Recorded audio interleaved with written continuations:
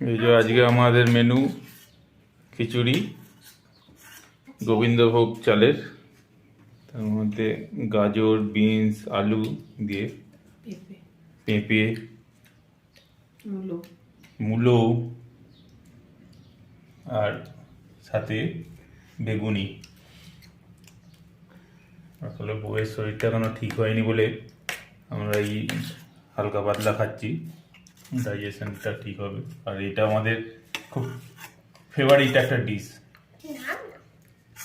গরম গরম গোবিন্দ চালের খিচুড়ি আর এই বেগুনি। কিছু বলুন। শরীরটা এখনো ফিট হয়নি, মানে ভালো লাগছে না, কতদিনে ফিট হবো জানি না। চাট মশলা দিয়ে বেগুনি খেয়ে যাচ্ছে। বাচ্চা রয়েছে, শুয়ে থাকলে তো হবে, সংসার অচল হয়ে যাবে।